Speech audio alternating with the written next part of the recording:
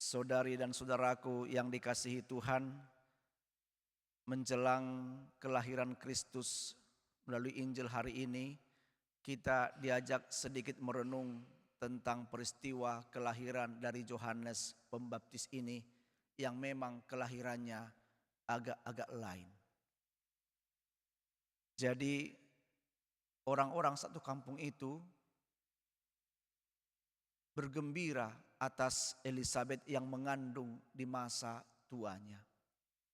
Dan mereka semakin bergembira karena telah lahir anak yang dikandung dari Elizabeth. Ini juga bisa menjadi bahan pelajaran permenungan bagi kita. Ketika orang lain, tetangga kita mendapatkan rahmat, mendapatkan sukacita. Alangkah indahnya kalau kita pun ikut berpartisipasi, ikut bergembira bersama orang yang bergembira. Ini adalah tanda sebuah persaudaraan, persahabatan yang indah. Kemudian setelah lahir anak itu, sebenarnya memang meskipun mereka bergembira, tapi nampaknya mereka terlalu bergembira menjadi sedikit offside. Mengapa? Mereka mengatakan buatlah nama anak itu Zakaria. Biasa itu kan kalau namanya Tinto, nanti anaknya Tinto Junior begitu. Namanya Andrew, nanti anaknya Andrew Junior begitu. Nah ini pun nama bapaknya Zakaria, maksudnya bikinlah Zakaria Junior katanya. Yang mengatakan itu kan tetangga-tetangganya. Nah padahal dalam adat Yahudi tidak boleh menyebut nama yang memberi nama itu tetangga. Ibunya pun tidak boleh. Pamannya pun tidak boleh. Orang tuanya, kakek neneknya pun tidak boleh. Yang boleh menyebut nama, membuat nama dari anaknya adalah bapaknya sendiri. Tapi mungkin karena mereka saking bergembiranya, buatlah namanya Zakaria Junior begitu. Kemudian Elizabeth yang sudah sehati dengan suaminya, yang tahu menghormati suaminya mengatakan tidak. Dulu suamiku mengatakan namanya adalah Yohanes. Supaya meyakinkan itu maka dikonfirmasi kepada Zakaria.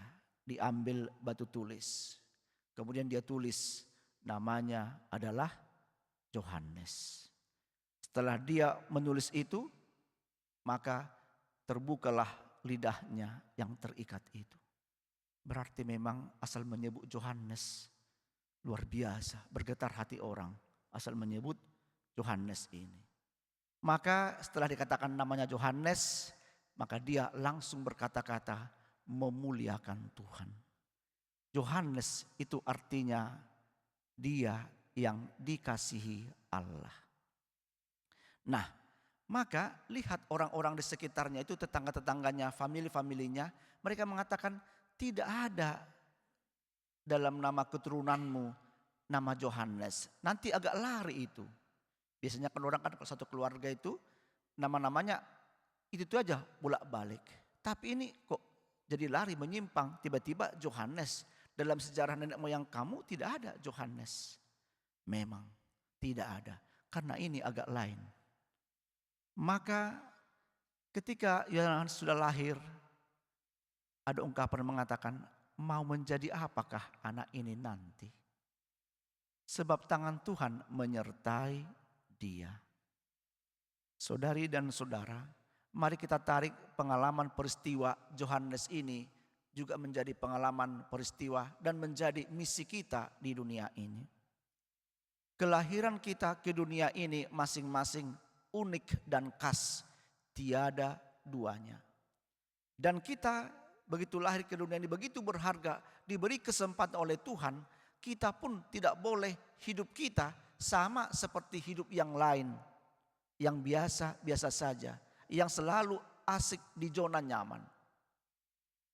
Kita harus berani seperti Yohanes, hidup dengan penuh karakter yang jelas, karakter kejujuran, karakter berani mengatakan kebenaran, karakter sikap ugahari, berani mengatakan cukup, hidup sederhana. Karakter yang dia bawa sepanjang hidupnya itu membuat dia menjadi pribadi yang spesial, yang tidak biasa-biasa saja. Maka benar, menjadi apakah anak ini nanti? Sebab tangan Tuhan menyertai dia. Mari, ungkapan yang dialamatkan kepada Yohanes juga mestinya dialamatkan kepada kita. Mau jadi apa nanti Bu Wibin ini? Mau jadi apa nanti Bu Messi ini? Sebab hidupnya terus dekat-dekat dengan gereja. Mau jadi apa dia? Pasti mau jadi orang kudus. Amin.